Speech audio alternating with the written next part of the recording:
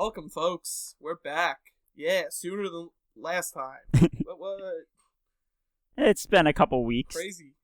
Yeah, crazy couple weeks, though. Last time was a couple months. Yeah. Yeah. Maybe next time it'll be a couple days. Optimistic. I want everyone to realize, in the couple of weeks since our last podcast, there has been pretty much another 6-day war. Well, not even close, but tensions in between Israel and Palestine have been pretty much as bad as they were since 2014. Indeed, and it's been pretty wild. Yeah, so this time we're gonna do something a little different than our last recordings. Instead of going over a few articles and bouncing back and forth discussing those, we're gonna talk more broadly on the history of the Israeli-Palestine conflict, and then we're also gonna talk about the more current events that happened we saw within the last 2 weeks or so. Yeah, so Andrew's going to cover it because I attempted to spend the last 4 hours reading and watching educational videos on it, and my head feels like it's about to pop. So Andrew's going to do the history, and then we'll get into the actual current events. And with that being said, in regards to the history, I'm not going to get every date and everything right, just because there's a lot. And I'm kind of just shooting off of what I remember. But we want to make sure that when we do get to the current events, anybody watching sort of just has a basic understanding of what the history is. We're going to gloss massively over a lot of the history just to make sure that we're hitting key points related to this issue. But before we continue, let's just get this straight. We're not condoning anything, any actions, especially that have been taking place in the recent weeks. We're here for peace. We're here to educate, and we're here to help. We're opposed to any anti-isms against anyone, regardless of race, religion, anything. We're about peace. We want to educate. We want to enlighten, and so on. And do you have anything else you want to add? No, that about sums it up, because it's just a really volatile conversation, and, people on any side of this issue, even people who don't really know what's going on, still tend to have some, highly controversial opinion. So we are gonna talk about our opinions a bit, and obviously we have our own opinions on this issue, but largely speaking, we just want you guys to keep in mind as we get into this that this is an incredibly complex and volatile issue. There's no it's absolutely not as simple as these guys are the good guys and these guys are the bad guys. Exactly. It's much like the incidents we have. It's more complex than a lot of them as well, such as stuff in Africa or even in some parts of Europe to this day. It's just a very... I know we're still going to have people trashing us in the comments about this because this is a very hot-button subject, and the two of us, as I have maintained since we started these podcasts, we're very understanding and we're very middle-of-the-ground kind of guys. We have our biases, but we do try to be as fair as we can be. So, again, please don't be rude or attack either of us for our opinions. We're just being honest, and we're not going... At least I'm not going to be. I don't know. Andrew's probably not going to be as well, I hope. But I know we're both going to be very respectful to the subject. Again, just please don't be rude or anything. Just bear with us. That being said, feel free to disagree with us in the comments. Disagreement's fine. But we're gonna try and it's a very difficult issue when you have an opinion on one side of this, to see the other's point of view, but we're just going to do our best. So, with that, let's get into the history of Israel. So, let's go. So Israel itself was founded in 1948, but to sort of understand what's going on in the region, we have to go back a little bit further than that. We have to go back to pre-World War, or I guess World War I era. So in World War I, the region that we now call Israel and Palestine was part of the Ottoman Empire. It was a majority Muslim, minority Jewish region. And while I'm not really sure whether or not the region was peaceful, it was definitely, like, the modern Israeli-Palestinian conflict was not a thing under Ottoman rule. So the Ottoman Empire, as I'm sure you all will know, collapsed at the end of World War I. And what happened in this region in the Middle East is Britain and France sort of took over administering different sections of the region. So in Israel and Palestine specifically, there was a British mandate. That was the nicest way I've ever heard someone saying seized another empire's colonies. Yes. So basically, administered. So basically, Britain kind of did what Britain does best, and they started running things in the region as a foreign influence. And they ran what was known as the British Mandate of Palestine, which is the region, most of the region that we call current day Israel and Palestine. Now, heading closer into World War II, in World War II, just before and leading up and through it, there was a movement known as the Zionist movement, where basically a lot of Jews were sick of being persecuted all across Europe and other areas of the world. And what they wanted was they wanted to create a Jewish state so that they wouldn't have to, that they'd have a safe country for Jews to go and like live without fear of being persecuted by their respective country. And I'm sure you all know what happened in World War II. We're not going to go into that too much, aside to say that in World War II, because of the events happening there, you saw a huge influx of Jewish migrants moving from Europe into the British Mandate. And their reason for this was they wanted to create a Jewish state. They didn't have many places to go in the first place, so they saw their best chance of creating a Jewish state as going to their ancestral homeland near Jerusalem. And just to add to that, the reason a lot of them, even if they didn't want to go, went there was because the Western powers such as France, England, and the United States denied them entry into their countries. Because at the time, these countries did have limits on immigration, and they were escaping National Socialism in large scores to those countries. So right. That will actually come in later to why certain sides are on certain sides. So basically, in a what was a majority Muslim region became a region that had both a lot of Muslims and a lot of Jews. And specifically, as we got to the end of World War II, both sides wanted Britain out of the region. And pretty much this was a trend we saw post-World War II of the whole colonization, I guess. It's not a fad, but we'll call it a fad.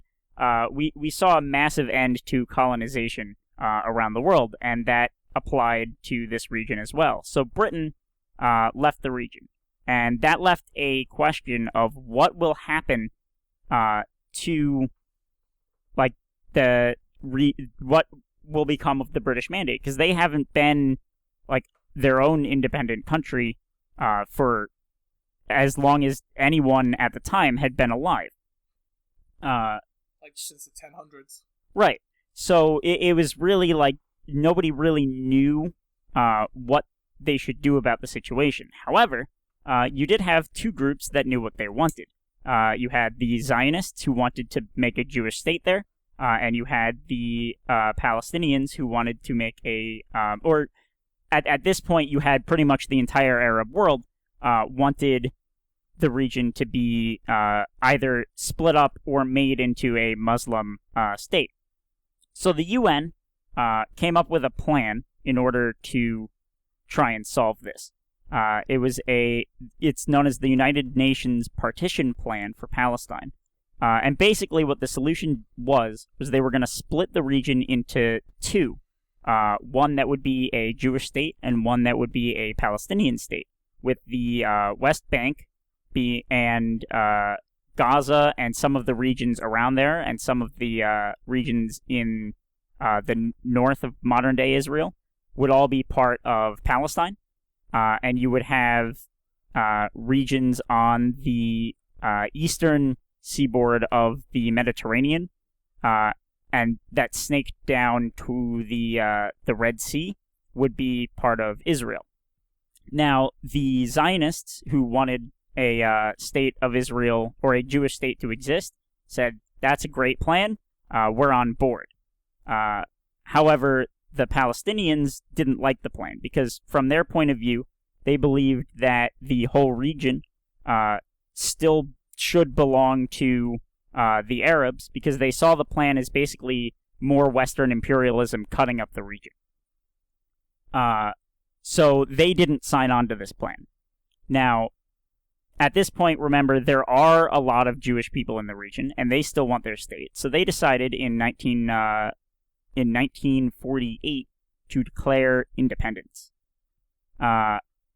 So they declared independence with the goal being to have a state at the borders of the UN plan, and pretty much half the Arab world immediately declared war on them. You had, You had Syria, Egypt, Jordan, and I think there were and Iraq were at war with the newly independent Israel. In a surprise twist, this little small new nation actually won the war, and in doing so, they pushed past the original UN plan borders. So the new I did forget to mention, however, in the UN plan, the plan for Jerusalem, which was within the West Bank Palestinian region, was going to be a specially administered zone by the United Nations. So it would be neither part of the Palestinian state nor Israel. Now, Yep, go ahead. I was just gonna make the for people who don't understand that, what that's very similar to is Germany during post World War II, how it got split in half, and Berlin was still the capital of both sides, but it, for the first, I believe, 7 years, was administered by a coalition government set up by the United Nations. Right. So the idea was both sides wanted Jerusalem to be a part of it, and neither was willing to let the other side run it completely. So the UN, the plan for the UN was that the UN would run it, and it would neither be a part of Palestine nor Israel. Now, at the end of Israel's war for independence, they pushed their boundaries up to what's known as the Green Line, which was basically a region which we now call the West Bank, which we most commonly now refer to as the West Bank. And the thing is, this Green Line was basically an agreement of where the Israelis wouldn't push past.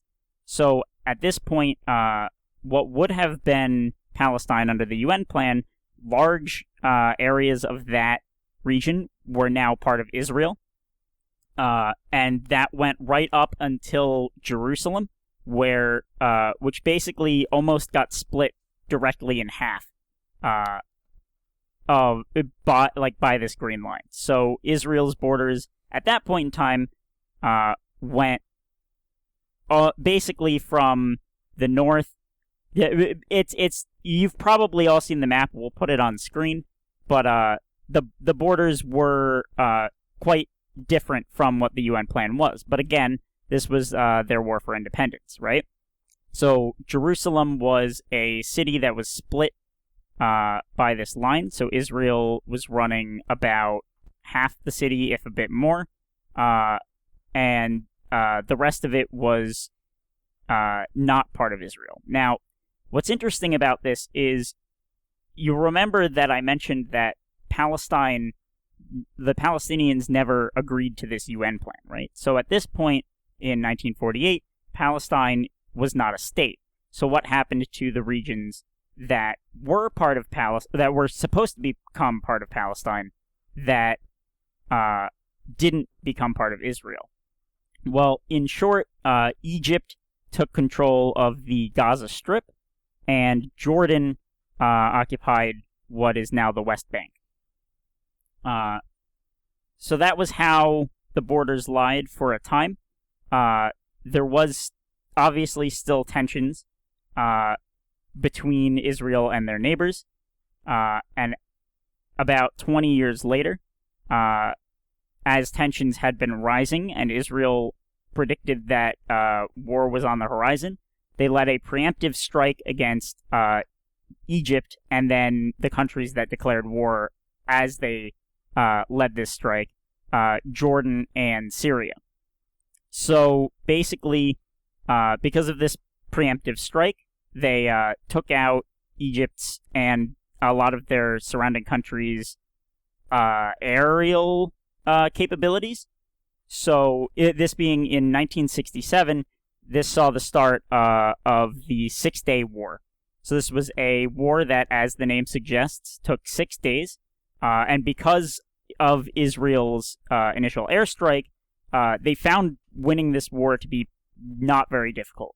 And they pushed in just an incredible amount of... they pushed like their troops far beyond their borders. So basically, Israel again won this war against Jordan, Syria, and Egypt. Iraq didn't get involved this time. And to put this one in context for people who've ever seen The Crown, the Netflix series about Queen Elizabeth, this is the main focus of season 2 when the British Prime Minister is forced to resign because England kind of doted on Israel to do the preemptive strike because England wanted to re-seize the Suez Canal, which, even though Israel technically won the war, England not only did not get back the Suez Canal, the Prime Minister and government had to resign. So the no, you're good. So in this war, what happened was the territory they seized within the war extended to they took Gaza from Egypt, they took the Golan Heights from Syria, and they pushed Jordan out of the West Bank, and they took the entire Sinai Peninsula away from Egypt. So in peace negotiations, now the thing is, Israel didn't want the entire Sinai Peninsula. So in the negotiations for peace, they basically decided that Israel's new borders would include the Gaza Strip, the Golan Heights, and the West Bank. And this is, if you ever look at a map of Israel that includes the West Bank and Gaza as part of Israel, this is the basically modern-day borders of Israel. Now, that being said, around this time, actually several years before this time, before the Six-Day War, we saw the formation of a group called the Palestine Liberation Organization. This was a group that was dedicated to basically the creation of a Palestinian state within the West Bank and Gaza. Now, initially, the PLO was only interested in the creation of the entire region becoming a like a Palestinian state, but as time went on, they basically, I guess, what would the word be? They became more willing to compromise, and understanding. Right. Eventually they adopted a two-state solution stance where they want and I guess it differs from person to person, but they want a two-state solution either at the UN borders from 1948 or from 1947, or they're fine with having and again this differs wildly from who you talk to, the West Bank and Gaza to be an independent Palestine. Now, when Israel had negotiated themselves, when they gave Egypt back the Sinai Peninsula and they had Gaza and the West Bank, they had some interesting choices to make. One of those was what to do with the West Bank. But the thing is, before they came up with any good solution, because they had to basically consider, do we make the people of the West Bank citizens? Do we give up the territory again? What do we do? Right? And before any solution was made, a lot of Israeli settlers started moving into the region, seeing it as part of Israel now, and basically cementing an Israeli presence in the region. A lot of their motivation is they wanted the hills in the area to be part of Israel as their ancestral home, since that's, I guess, the region where a lot of Jews' religious history comes from. But the thing is, this led to a massive problem. Now, the Palestinians in the region didn't want to be part of the state of Israel. But now you have a lot of Israelis living in the region as well. Now, for the most part, these settlements were basically going on to unoccupied or undeveloped land where there weren't Palestinians, and they were forming their own communities in those lands. A few of them weren't, and again, it's a very difficult situation for Israel to deal with because, number one, they have to protect their citizens, but number two, their citizens are sort of acting on their own here, right? So what Israel started doing is they supplied some of these settlements with protection to make sure that the Palestinians in the area weren't, because obviously the Palestinians were upset with the arrangement, so the Israelis were sending in defense in order to make sure that the Israelis were protected.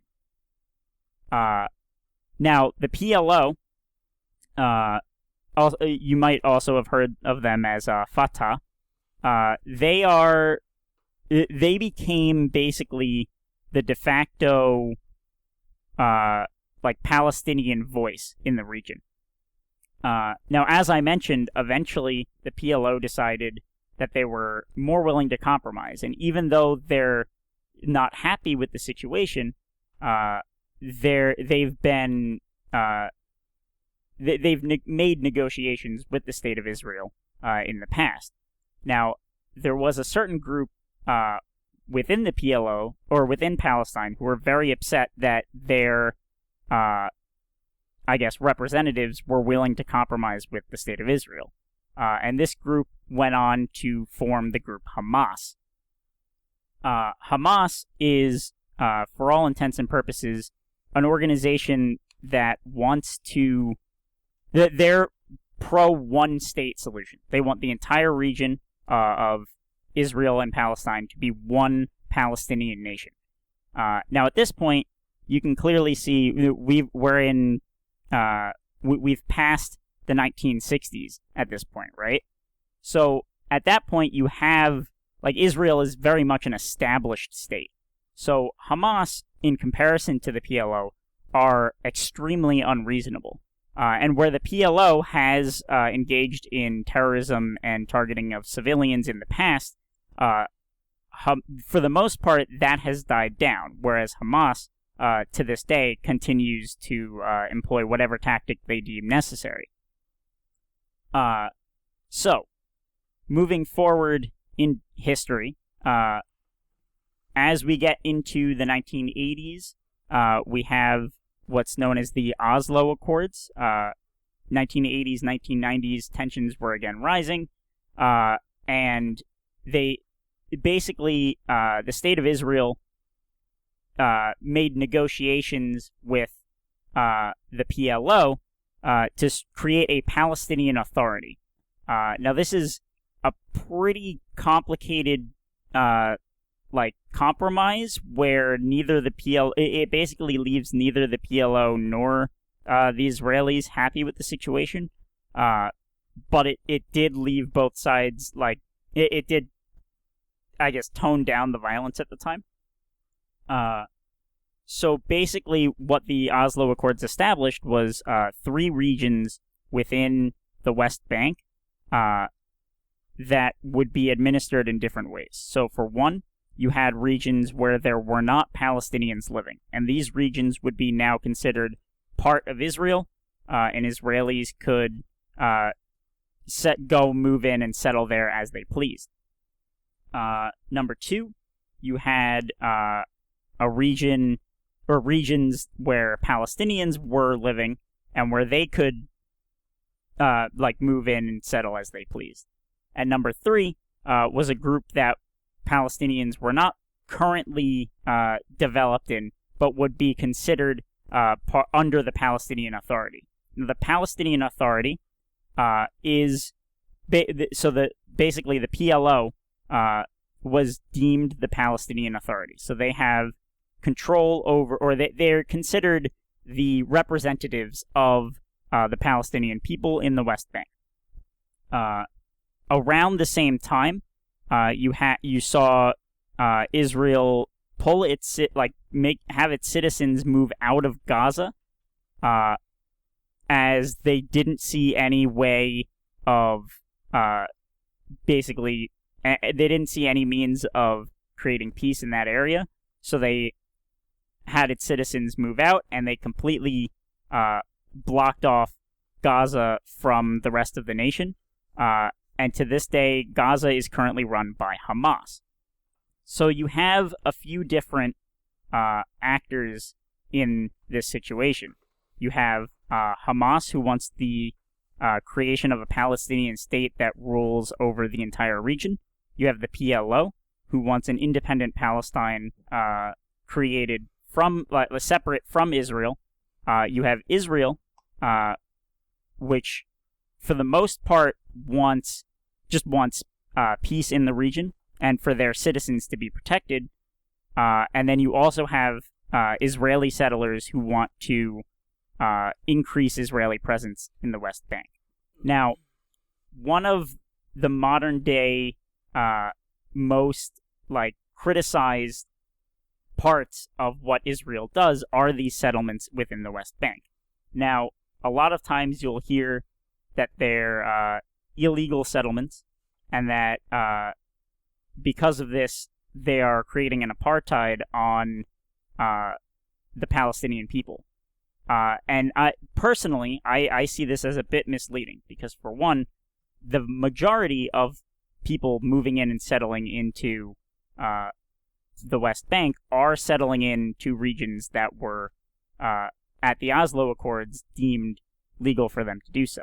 However, there are people who are settling in regions outside of this, and these people are absolutely illegally settling there. And the thing is, the Israeli government doesn't really... They say they take a stance against it and that they agree that Israelis shouldn't be settling there, but they don't do a ton to prevent it, right? So what this has created is the Palestinians in the West Bank are living basically in almost exclave enclave style, various different disconnected. There's no continuity in their region, to where governing it becomes very difficult. What's also interesting to note is the cutoff for where the Palestinian Authority, in this case the PLO, has jurisdiction over, cuts straight through Jerusalem. So the eastern section of Jerusalem is under the Palestinian Authority, where the remainder of the city is under Israeli Authority. And that's sort of a brief history of what has led us to the current situation that we're seeing today. Do you have anything to add to that I missed? Well, no, you really. There's a lot. I said there's a earlier. lot I missed for sure. Well, no, I think you did a very good. I only added those little pieces just so people could understand, because, folks, we all think we understand what's going on. We really don't. So it's easier for us to explain things in much larger context. Like, Palestine-Israel conflict has been something we've been discussing for years, but no one actually digs into. But stuff like the Suez Crisis, they call, as Andrew just said before, they call it the 6-Day War. But in France and England and the United States, we do call it 6-Day War, but most people know it as the Suez Crisis, because it's when Egypt seized the Suez Canal, and England and France egged on Israel to preemptively attack. Because Israel, if I believe, and you can correct me if I'm wrong, Israel at this point was following a policy of they will only attack if provoked. But because England and France said, if you attack them, we will back you, that's why they did it. Yeah, so basically Israel had been convinced by information they had, rising hostilities from their neighbors and from the egging on of their neighbors, that a preemptive strike was necessary in order for them to... They believed that war was coming, and they wanted to be the first ones to do so. The egging on from, England and France, while part of it, the Israelis saw that as not their, main goal. Although you can see they did push all the way through the Sinai Peninsula. So, it's clear that even if that wasn't, their main goal when they started the war, that it at least played a role. Exactly.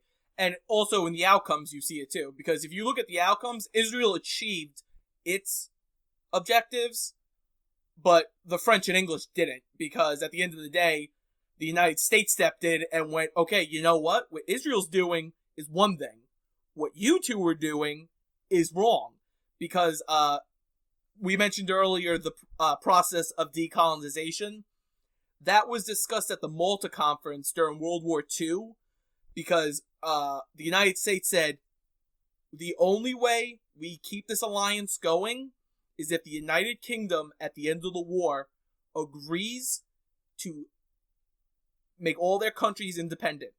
And that's why, after the war, King George V became the first king of the Commonwealth.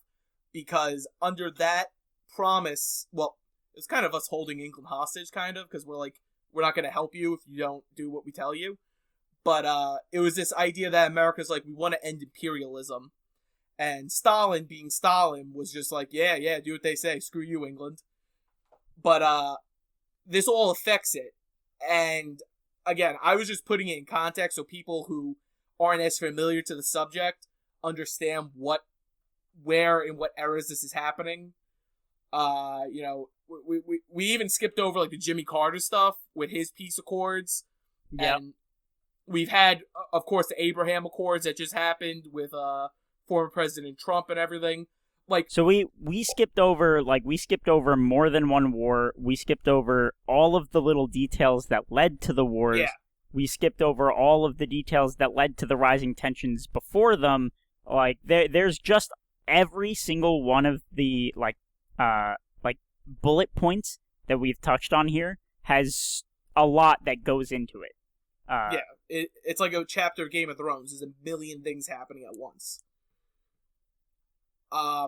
And Israel, because it is, in a way, a Western-style state, again, people, please do not take this the wrong way.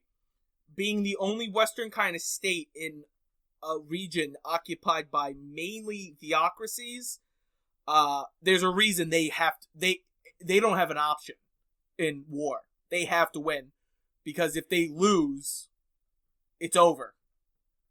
So, me and you used to joke about that with Caesar, about like how Caesar, the only reason he won is because that was the only option he gave his soldiers. It's like, you win or you're gone, or you die. So that's pretty much like, if you look at, and we tell you, go look at the events, go look at everything, you'll see Israel always does win, but it's because they have to. They have no other choice. But no, I think you covered everything perfectly, considering how complex it really is. It really is a very complex subject. And I do employ anybody who, I guess, has more interest in these subjects to look up more about them, because there is so much more that you can, like, go into this. Like, you could go on for, like, months of research looking at, like, every little detail just of this little tiny country, and they're like basically 65 years of its existence is still just filled to the brim with conflict and just crazy amounts of stuff. Yeah, it's crazy. You know, as Americans, we had a lot happen in 200 years. I would debatably say Israel in 40 years has had even more than we had. You know, we had a civil war. Israel has had like 8 wars since they were created. I don't even know. It's crazy. Like, one day, what's going on right now, and I know we talked about earlier that it wasn't technically a war, but they're gonna call it like the 4-day war or something. Yeah, I mean, it's definitely it's more likely to go down considered as an intifada. I am probably not pronouncing that correctly. But basically, where Muslims in the region rise up to try and assert themselves and their goals in the region. Now, it's not truly an intifada, just because it wasn't called for by the Muslim world for it to happen. Those pretty much stopped decades ago. Thank God. Yeah, thank God. But that is closer to it really is, at the end of the day. When people look at the Israeli-Palestinian conflict, they think of it as like they see that it's the Jews and the Muslims involved, and they go, oh, so this has been going on for like millennia. It's this massive disagreement. And while to an extent, some of the disagreement does come from the religious aspects or like natures and makeups of the country, the conflict itself is a much more modern conflict. With as you saw by us discussing the history, it really only became a modern conflict in the 40s. Yeah, like, to put this in perspective, guys, the current English government didn't exist the last time Israel and Palestine was their own thing. Like, the Ottoman Empire controlled that region for centuries. Because when the Byzantine Empire fell, the Ottomans just swept everything up. So, this isn't really, like, what's really happening today is a very recent conflict. I think you could agree with that. Right. It's a recent conflict that has, like, the factions involved haven't, like religiously have had disagreements for centuries, but politically, and the cause behind it is far more new. Yeah. And new is definitely not the term, given a conflict that began in the 40s. But compared to a lot of other conflicts, it's surprising. A lot of people's outlook on it is that it is a really old conflict, but at the end of the day, it does come down to events that have happened since 1947. Yeah, Like, or people I try guess to, just before then. like, people try to compare this to, like, Northern Ireland or, Rwanda with the Hitti Hutus and Tutsis. It's so much more complex than both of those. Northern Ireland, you got the Irish Catholics versus the British Protestants, the Hutus versus the Tutsis, and Rwanda. It is much, much more complex in both of those. Those are literally just on identity, whereas this really is more a complex political, geographical issue. And to give an example of how that's the case, when you think of the conflict, you generally think of it as Israel versus Palestine. But remember, I mentioned more than just those two groups in the conflict. So you have Israel, you have the PLO, who is currently acting as the Palestinian Authority, and Hamas, have all fought wars against one another. Like, Hamas and the PLO are not friends in any way, right? Yeah. So even among the Palestinian side of this, there isn't any there's conflict even just within that side. And then while in Israel you don't have as much of like open war with Israelis fighting Israelis, you do have Arab Israelis who empathize with the Palestinian situation. And then in addition to that, you have Jewish Israelis who are very Zionist and very nationalistic, who want Israel to control the whole region. And then you also have political factions of Jews who want who want something more similar to the two-state solution, where you have like a lot of the liberal parties in Israel are pro two-state solution. So it's like, from any angle at this, it's just one of the most complicated conflicts that the world has going at the moment. So what this really is like, so in the United States, we're not open war with each other. Like, we're not fighting one another. We have political discord, arguing with one another. That's like Israel. Whereas, say a place like Syria, you have Assad who's in charge. That's the president, right, of Syria? Yeah. Is his name Assad? Pretty sure. I don't know. There's coups every other day in these countries. Please don't get offended by that. I really don't know if Assad's still in power. But I think Assad's been in power for a while, right? Well, he's been like the longest elected president after Putin, probably. Mm-hmm. But Assad technically is in power, but you have ISIS and ISIL and all these the Taliban, and I think Hamas is in Syria too, aren't they? I don't know. So Hamas isn't in Syria, but they work with some of the groups in Syria and Lebanon. And see, that's how this gets even more confusing, because you have groups like Hezbollah, right? When you think of Hezbollah operates in Lebanon.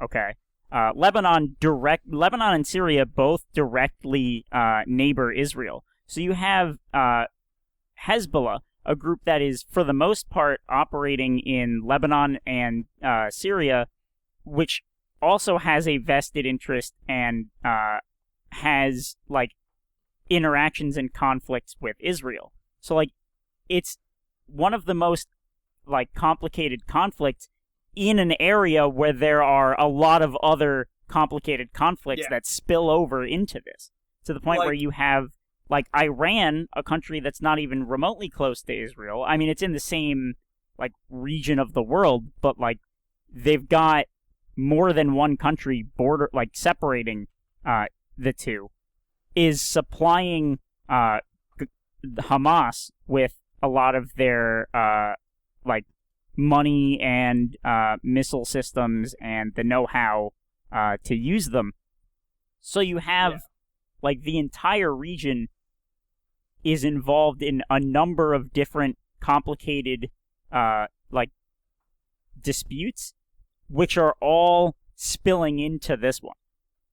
Yeah. And again, everyone, this is just in the last 40 years. Well, 65 years. Okay, 65. But again, this But entire still, region... that's not very long. No, not at all. And again, this entire region, I really want people to put this in perspective when you think about this. This entire region, in the last,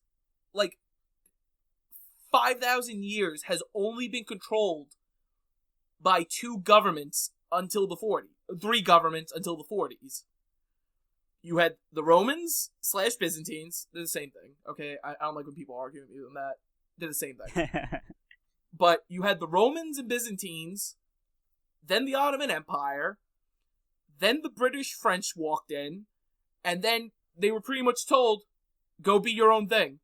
So that's what's causing a lot of these issues, because you had this region that at one period was just completely united, and then, and I'm not trying to sound like one of these people that are like, oh, imperialism, but pretty much the world powers, it's like the Munich conference, like, okay, we're gonna do this, and then these regions are like, but we don't want that, and they're like, shut up, we're the world powers.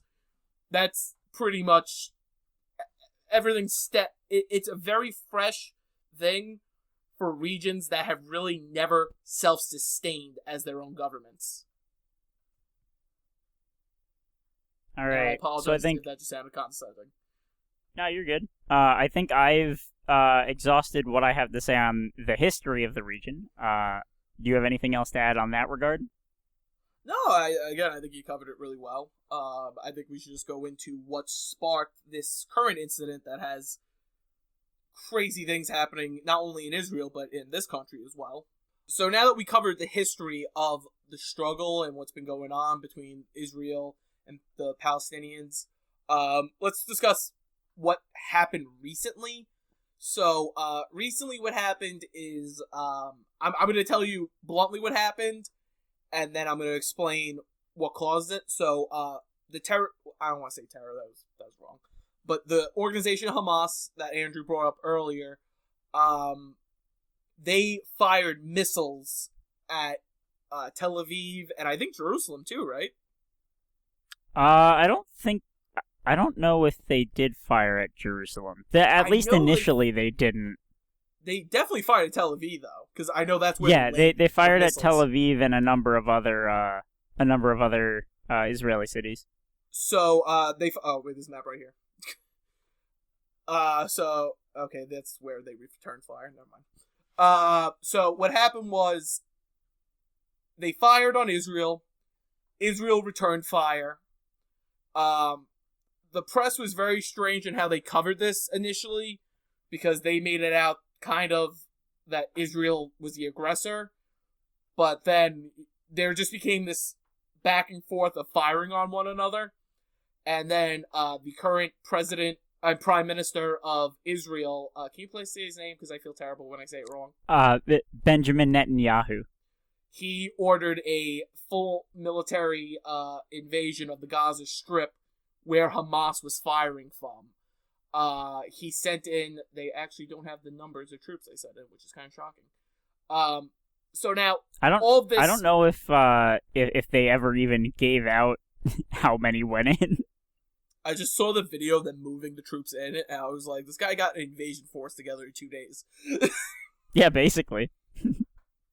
One of the most, as a military historian, everyone, it was impressive to me, because, for example, in 1810, it took Napoleon 2 weeks to march his army from Calais, which is the furthest western corner of France, to the heart of Austria. It took him 2 weeks, which that had never been done in history before. This gentleman, say his name again? Benjamin Netanyahu. He assembled an entire invasion force in less than 2 days. As a military historian, I am amazed. But, so, now that we explained the whole incident that has been going on in the news, let's explain a little bit why Hamas fired first.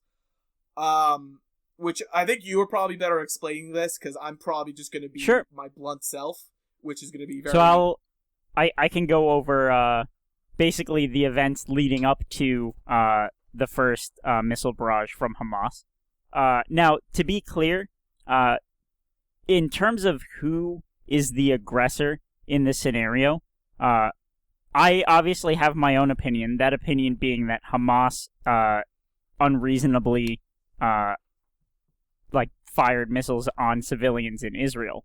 But as far as between Israelis and Palestinians, who started the conflict that I guess motivated Hamas to fire those missiles, it's not really easy to say it was one side or the other. Just because you have the situations where typically you have tensions rising, and pinpointing one specific event is different. So I'm going to go over the events that I'm aware of and leave it up to you guys to make your value judgment pre any missiles being fired. This is where we're going to get attacked by everyone. This is the part where you get blamed. Yeah.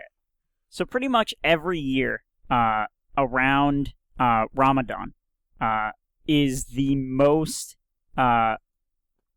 tensions are always the highest around Ramadan between Israelis and Palestinians, right? So this being for a couple reasons. Number one, Palestinians being majority Muslim are celebrating their holiest day.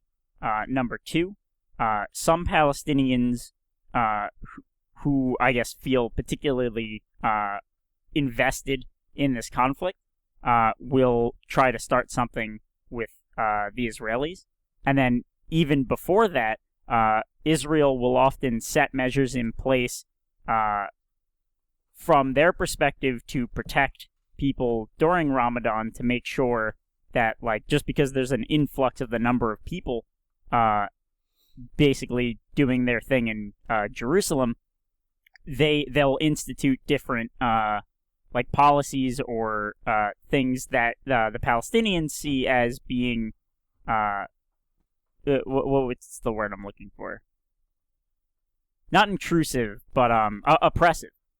So yeah, if I want to start somewhere, we're gonna start with there were really two events that sparked Hamas's missile, or that sparked things that led to Hamas deciding to fire missiles on Israel. The first event was had to do with the increased number of people coming into Jerusalem for Ramadan. So basically, the Israeli police force decided that because there was going to be a large number of Palestinians gathering at their holy sites together, notably at the Al-Aqsa mosque, the Israeli police force set a restriction on the number of people who could be in the Al-Aqsa mosque at one time. I don't remember what that number is, but suffice to say that when Ramadan came, there were more than that number of people in the mosque. Now, Israel's reasons for doing this is that they didn't want anything to get out of hand to such a degree where the police force couldn't take care of it, right? Because they know that things around this time are going to get more heated than around other times. So they wanted to limit the number of people who were going in and out of who were gathering at the mosque at one time. Now that being said, the Palestinians saw this as kind of invasive, because they're basically putting a limit on how many people can go pray at their holy site on their holiest day. So reasonably upset by this. Now, it's whether or not this is a reasonable policy to put in place, I'll leave that for you to decide.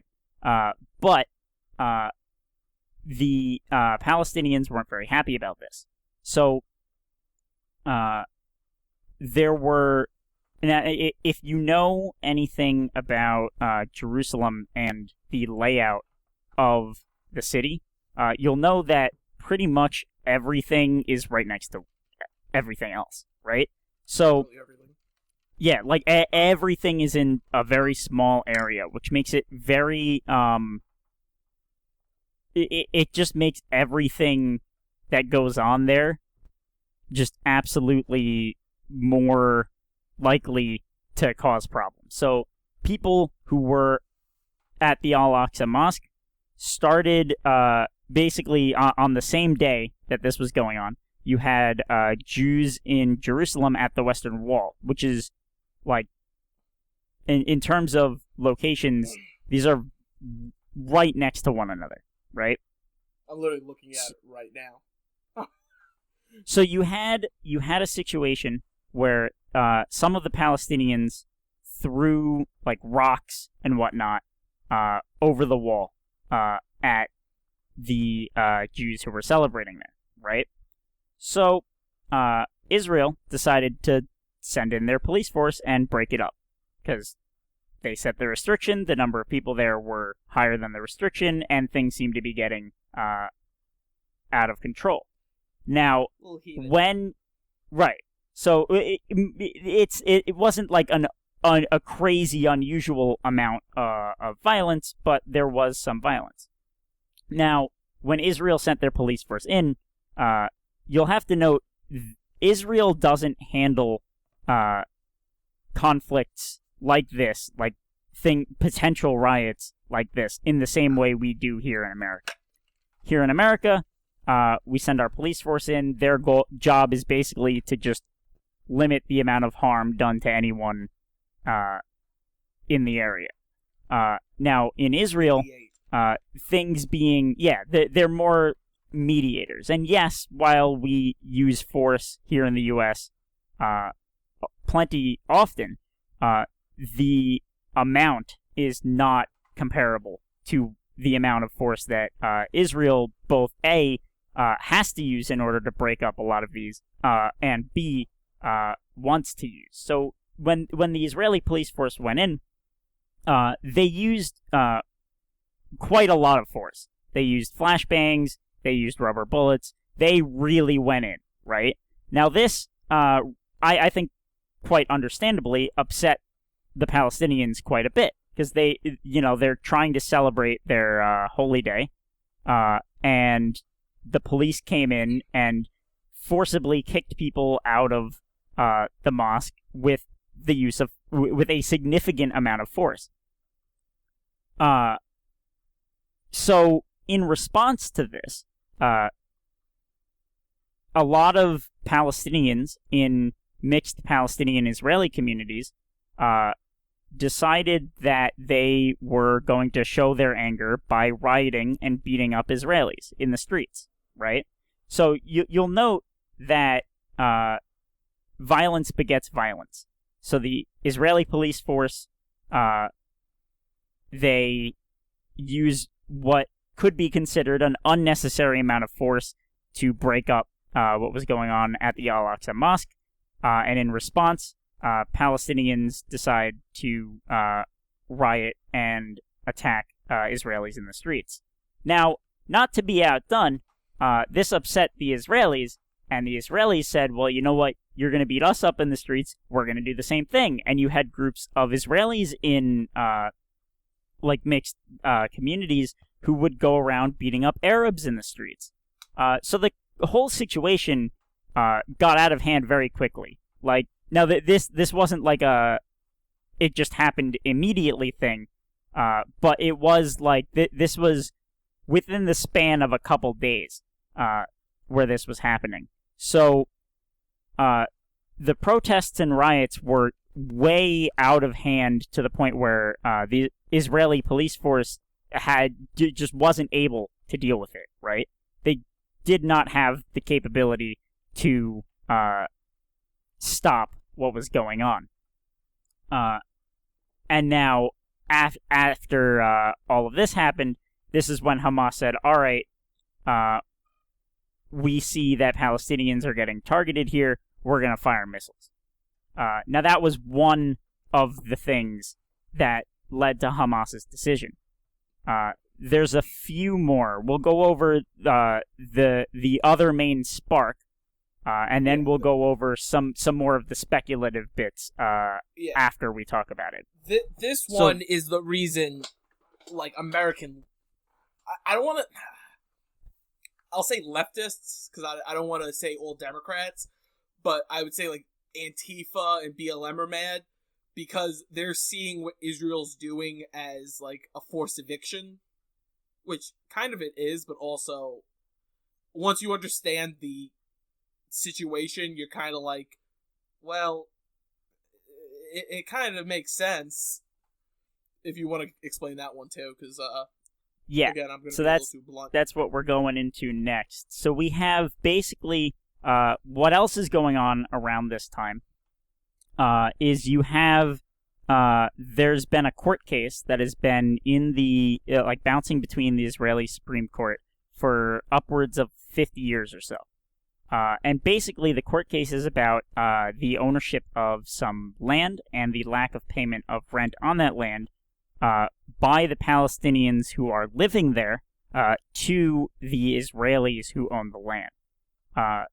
So basically, and this is one of the reasons why we had to go over the complete history even before Israel was a thing. So we're talking about now. What we're going to talk about now is a situation in Jerusalem specifically, right? So what you have is if you remember, Jordan came in and occupied the West Bank up to East Jerusalem in 1948, right? And at that time, they kicked out people who had been living there, and they were no longer... Basically, they kicked out a lot of the Jews who were living in that region. It was like a Muslim Ubermensch. Like, they drove out the people they didn't want, and then they sent their settlers in.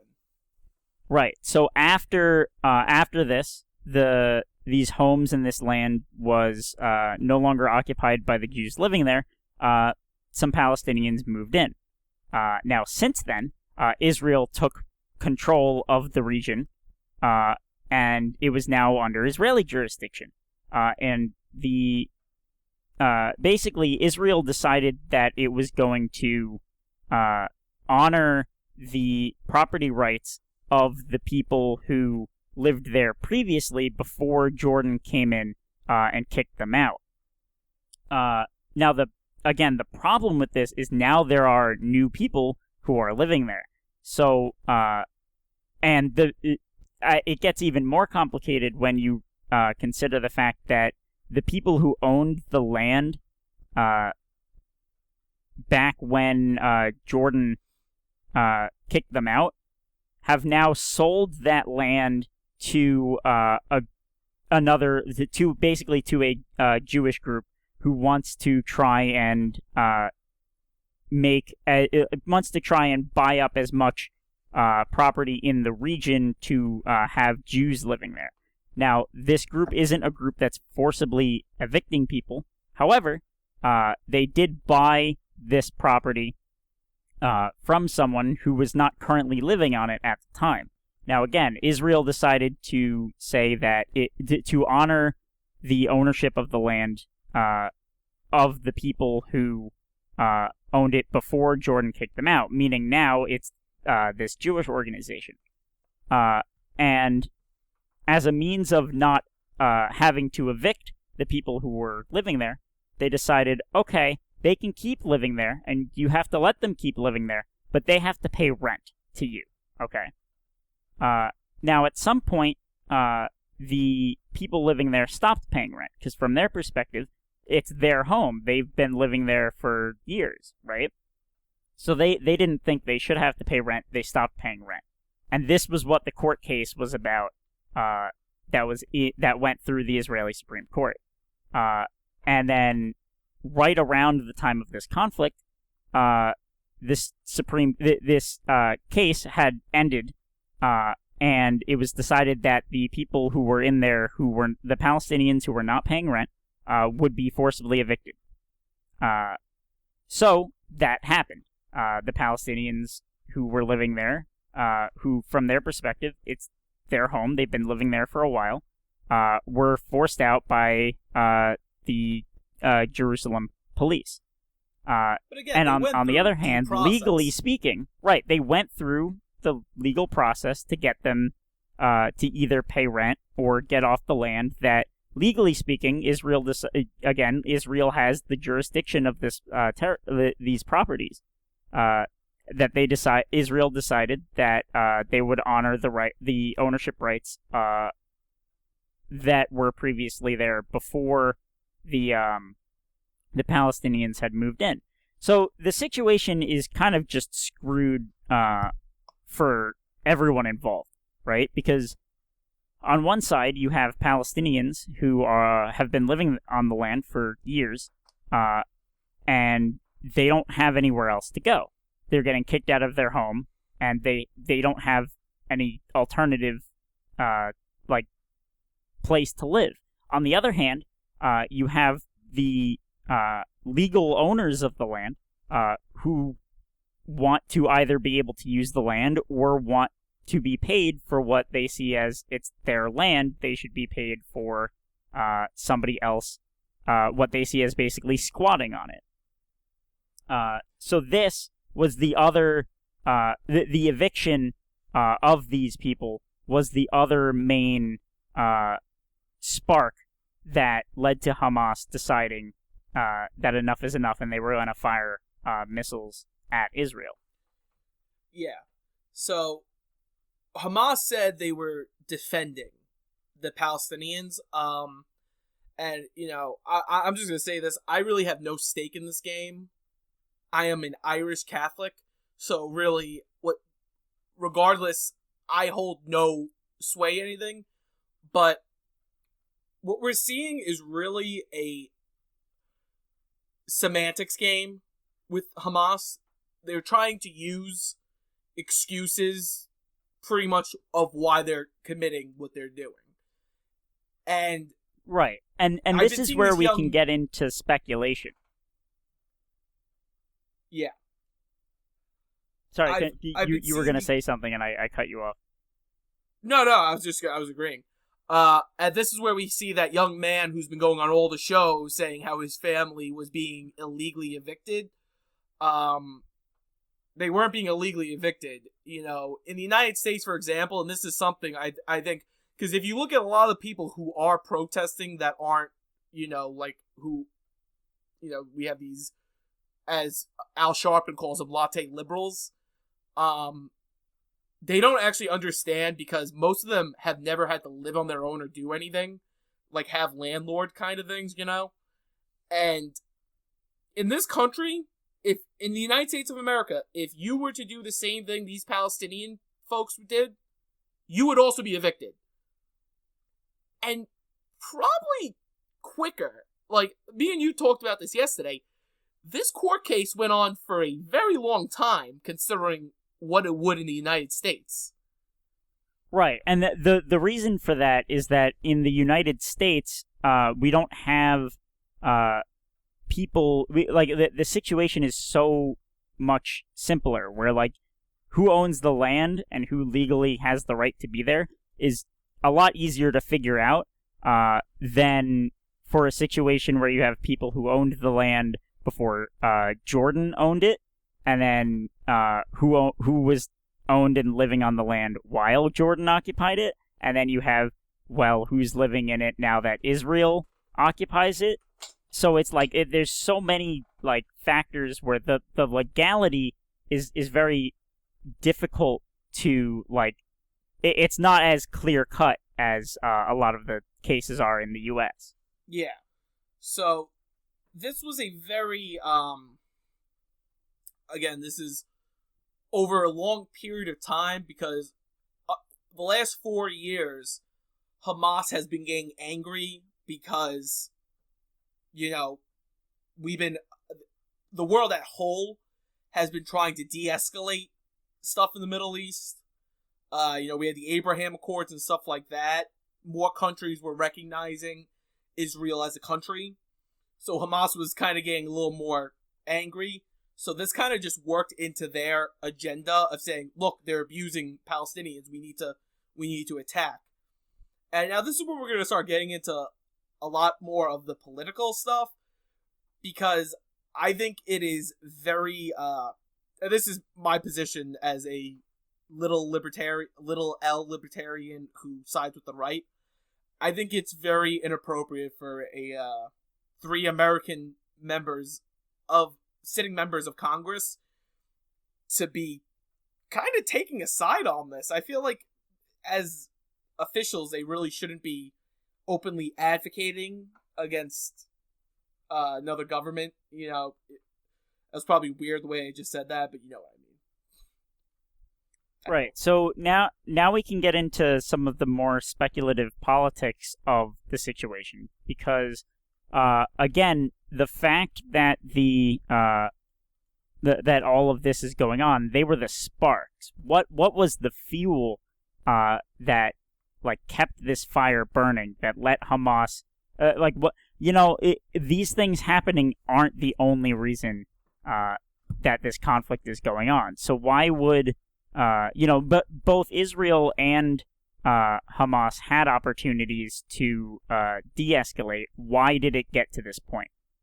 And again, what we're about to get into is all speculation. But we're going to get into the political situation going on in Israel right now. So, Prime Minister Benjamin Netanyahu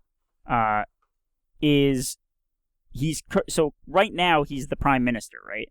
But the thing is, for the last 2 years, he has, after the Israeli elections, he hasn't been able to make a coalition government, meaning that he can't continue running things as prime minister.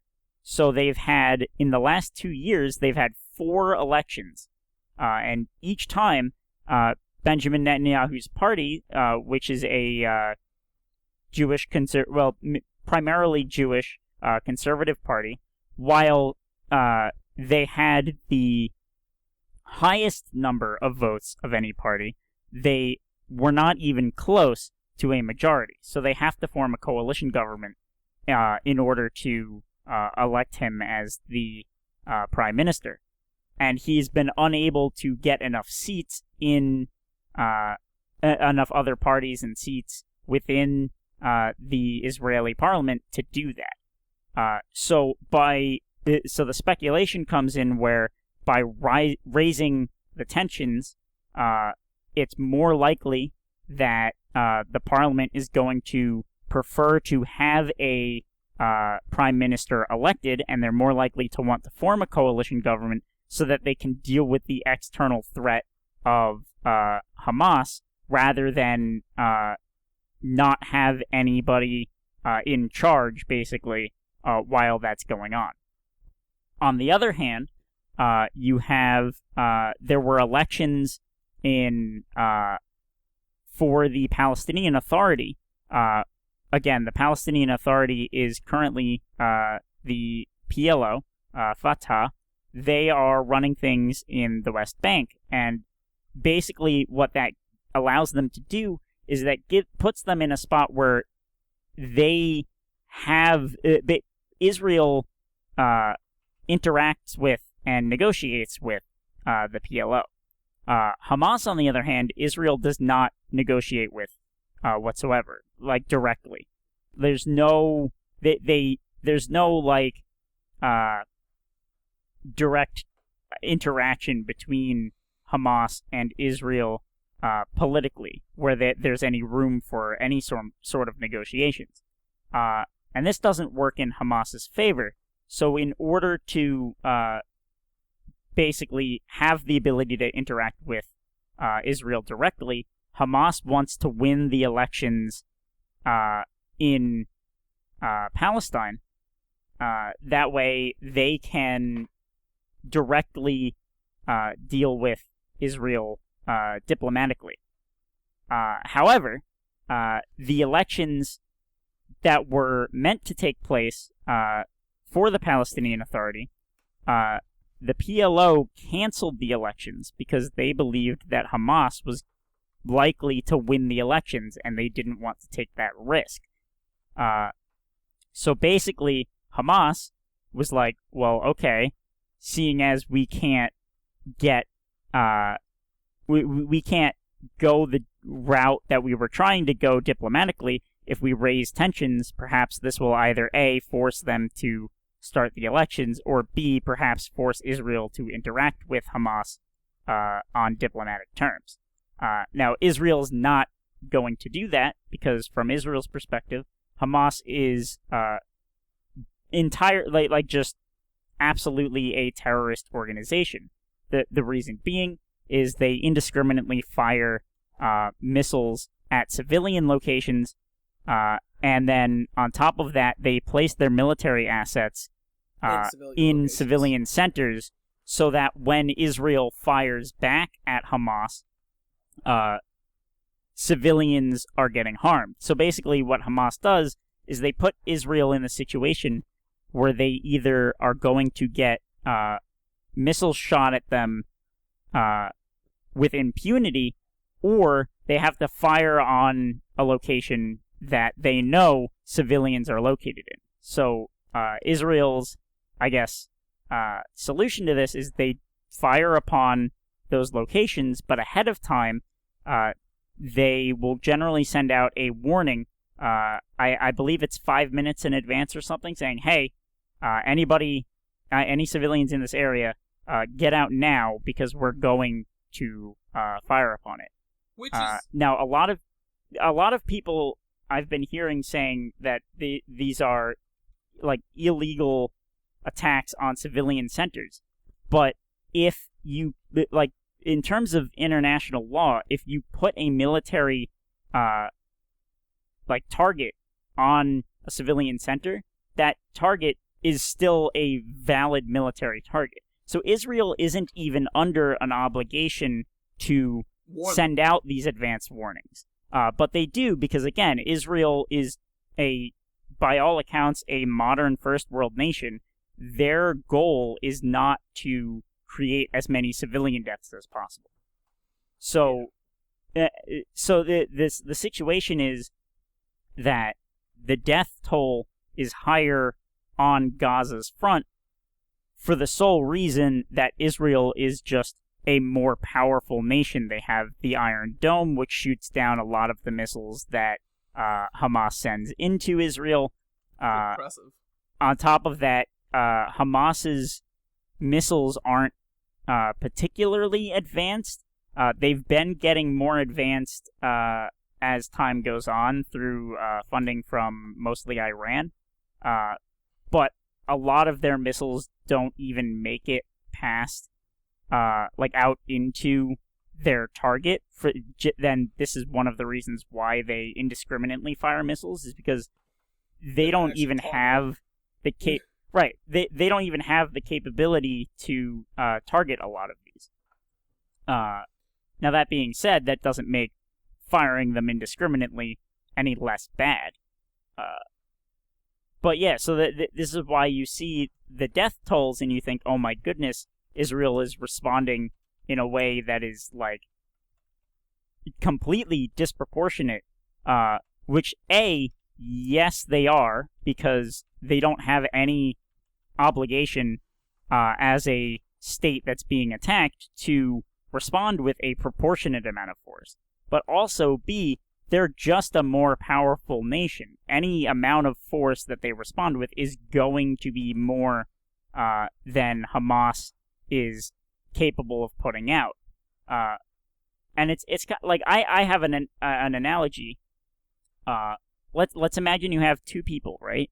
You have one person who's 5 foot, short, skinny, and whatnot, and you have somebody who's, let's say, 6'5", well-muscled, big person, right? I feel attacked. If the small person in this scenario starts throwing fists at the 6'5" person's face, the 6'5" guy's not gonna, he's under. There's no reason he shouldn't swing back, right? So the way the way I see it is, there's no reason why, as long as he's still being hit by the smaller guy, why he shouldn't take a swing back. Now, that being said, this well-muscled, large guy is going to hurt the 5-foot guy a lot more than the 5-foot guy is going to hurt the 6'5" guy, right? Mm-hmm. Like if like one strike from the 6'5" guy is gonna, like, if that land connects in the nose, that's gonna end the fight right there. But let's say it doesn't end the fight, and the 5-foot guy breaks his nose and keeps on punching. There's no reason that the other guy should just sit there and take it. Yeah. And the unfortunate thing is that even though I think Israel's completely justified in their response, the people getting caught in the middle aren't Hamas. It's just the Palestinian civilians who are living in Gaza. Yeah. The thing is, this was because I'm noticing now people are starting to, like, back away from the subject because they're like, oh, wait. Because, and I think this was confusing for everyone, the media was making it out to be completely different. They were making it that it was Hamas was truly, like, I saw one news report that it showed the Israelis firing, and then they showed footage of the day before when Hamas fired first, but they were saying that was in retaliation to the Israelis firing, which is very strange to me that they did that, you know? Yeah, like the media is they botched all this. over the place in this. Oh, yeah. They botched this entire incident. Because, you know, and this is what's causing these issues in Israel and in America, you know. If you watch this continuously, you know that we're in the Northeast at this point, just by the way we talk about food and our accents. You know, in Manhattan, Jewish people are being attacked because the media was making this out like this was an act of aggression of Israel, like, oh, we're gonna bomb Gaza. And that's not what happened. It was completely just a retaliatory action. And then when Hamas returned fire again, that's when, say the Prime Minister's name? Benjamin Netanyahu. Thank you. He sent in ground forces into Gaza to take on Hamas because he was like, I was saying this to him, to Andrew earlier. I was comparing it to the Hobbit Battle of the Five Armies, when the Elf King goes, "Oh, you started this, but I'm gonna end it," because when he made his declaration saying they were going to invade Gaza, he pretty much said, he's like, everyone around the world has been stoking this flame, and Israel's finally just gonna end it. And, you know, they actually, I was just reading while Andrew was explaining, the Israeli military knocked out thousands of Hamas tunnel systems, which was crazy. I didn't even know that. But again, because we're not being told what's actually happening.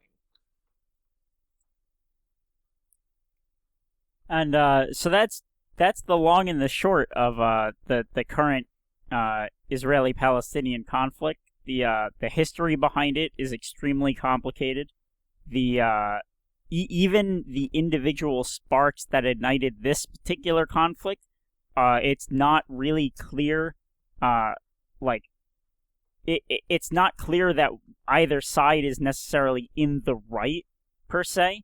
The only thing to me that is clear is that Israel has a right to defend itself from Hamas.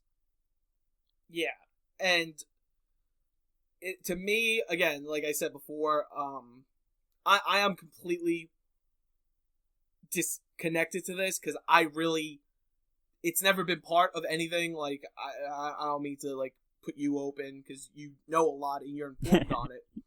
I'm not, but from everything I did today to get prepared for this discussion, I gotta say, Israel has the right to defend itself, and was their response a little excessive? Yes, but they have the right to defend themselves. Like, you know, we're sitting here saying, look at all these Palestinians who got killed, and look at how little Israelis got killed. And that's because of the Iron Dome, the missile system. Right, like that's not how you measure the morality of either side. Yeah, like let's remove the Iron Dome for 5 seconds. How terrible this could have been. I think. Continue. No, you continue. No, I don't like how it's being politicized here in the United States, because it's causing anti-Semitism to start. I told you yesterday I was arguing with someone where they said, I'm not anti-Semitic, I'm anti-Zionist. And I'm like, that's a very fine line. And right, because the thing is that you can toe that, like you can walk that line. It is doable. But a lot of the arguments that people make that are anti-Zionist are also anti-Jewish. And while it is possible to walk that line and not be anti-Jewish, there are tons of people who think they're walking that line who don't. Yeah. Like, for example, yesterday I explained this to him. I'll explain it to all of you now. There's a gentleman I used to work with, and he was taking Palestine's side, which, again, I'm not trying to tell you take sides or not. And I asked him why, and he explained, oh, well, they're being apartheid, all these things. And then I said, explained what me and Andrew just explained. Like, I gave him my reasoning, and he's like, well, I'm not anti-Semitic, I'm anti-Zionist. I'm like, but why are you anti-Zionist? And then he explained it. I'm like, oh, but isn't that because you don't, like, think the Jewish people should be there? And his response was, well, maybe they should get the message and look around. And then I said to him, I'm like, now see, there you go. Like, this is the issue. You can be anti-Zionist, but not be anti-Semitic. But too much of the time, people that are anti-Zionist end up being anti-Semitic as well. And that's the problem we're facing in the United States, especially when sitting politicians are making these comments. Like, look at Alexandria Ocasio-Cortez. Her district has a lot of Jewish people in it, and they're the people being attacked. That's my problem with this. It's not being displayed in the correct way to everyone to understand what's happening, and it's ramping up anti-Semitism, which is very concerning to me as someone who studies history. And we know that never leads a good path. Now that all being said, I think I've pretty much exhausted my knowledge on this topic. I don't know if you have anything more substantial to add. No, again, everyone, you just really need to inform yourself. It needs to. You can't just, like, again, I told you earlier, I have a headache after reading all this because just so much is happening. But you really need to learn, because if you're just gonna, someone with a speakerphone is telling you something, it's not always the facts what they're telling you. You know, people listen to Napoleon, doesn't mean he was right. People listen to the Caesars, doesn't mean that he was right. People listened to a certain individual in history, which I'm not going to mention his name, especially while pertaining to this subject, and he was 100% wrong. It's just, we need to realize as people, we can't just demonize each other because we think it will make us, because this is the issue. I feel like it's just virtue signaling these people that are identifying with this, in our country at least. Like, I think there are definitely people who truly believe in a lot of stuff, but I think a lot of people are just doing it because they think it's what the crowd wants them to do. Right. Now, that's the problem. Thankfully, as of the time that we're recording this, Israel and Hamas are at a ceasefire, so they're not currently firing missiles upon people, and innocent civilians aren't currently getting killed. Unfortunately, we don't really know if things are going to calm down during this ceasefire, so we'll have to wait and see. But hopefully things will calm down in the region. And I hope you guys can all stay safe, stay informed, and I think that's all I've really got to say. Yeah, I'm good. Again, just be kind to each other and try to help each other as much as you can, really. That's all I could really give at these times. All right. And thank you all for stopping by. We'll see you guys next time.